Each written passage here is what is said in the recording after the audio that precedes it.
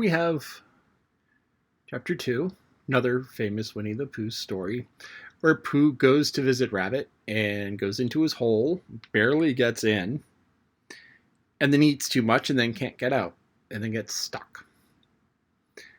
Now, I struggle with my weight. I weigh too much. It's bad on my knees. It slows me down. It makes it more difficult. Way back in the day, I could run, I could jump. Now I just sort of lumber and plod, and I break things when I sit down. And sometimes I get stuck. So I'm working on becoming thinner because I don't like getting stuck, and I don't like breaking things when I sit down, and I don't like not being able to run and jump, climb.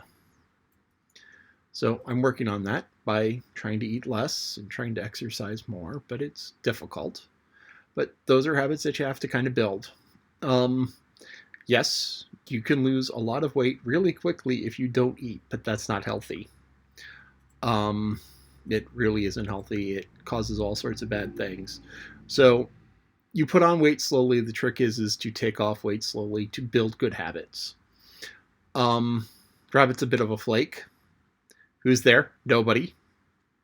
And it's like, even Pooh catches on that there must be somebody in the hole for them to say nobody. I mean, Pooh is dumb as a bag of hammers, and he still caught on to that one. So, and then Christopher Robin saves the day, and he reads Pooh's stories that are sustaining stories for bears stuck in tight places. So that's just a funny, cute thing because it's a story specifically for bears stuck in tight places, which is not something you'd expect to happen.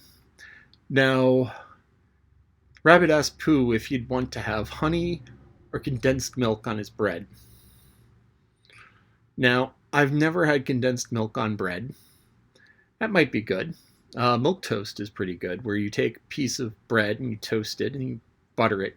And then you pour hot milk with butter on top of it. And that's pretty tasty.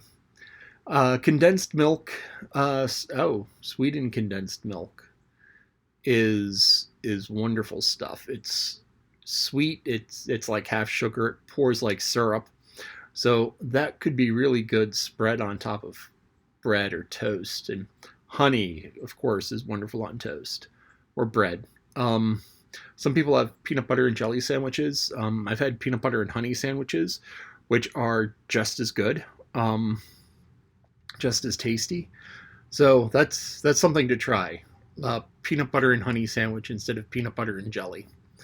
But anyway. You can make caramel. You can make oh yes, caramel. Lolly's right. There is a great recipe for caramel where you take a can of condensed milk, sweetened condensed milk, and you put it in a pan of water. And I can't remember how long you cook it for. I think the recipe is found on the can, because this is one of those things that's just done. You put it in a pan of water and you heat it up and you cook it for a while. And you don't boil the water, but the idea is that you heat it up. And what happens is that the sugar in the sweetened condensed milk caramelizes. And caramelizing is something that happens to sugar, where you have a glucose molecule, which is 6 carbons, 6 oxygens, 12 hydrogens.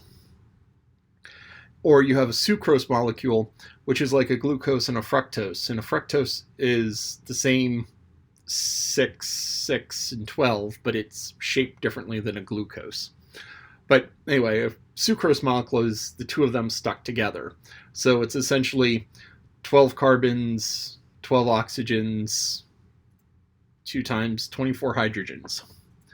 So it's this sugar molecule. But what caramelization is you have a hydrogen and an oxygen break off of one sugar because of the heat and things bouncing around. So a little bit of one breaks off.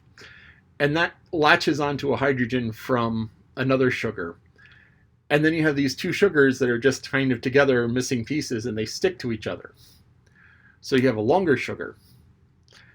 And then one gets the end snipped off, and the other gets an end snipped off, and it bumps into each other. And so what happens is as you heat the sugar up, the water gets forced out, because two hydrogens and one oxygen makes a water. And you start developing these long chains of carbon, hydrogen, and oxygen that aren't quite full sugars, but they're these big long chains. And as this happens, it grows darker. It goes from being white, transparent, to being sort of a yellowish and then brownish.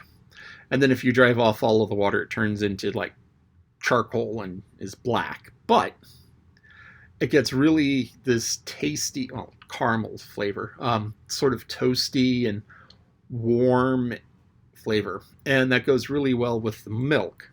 Now, milk has lactose in it, which is another simple sugar.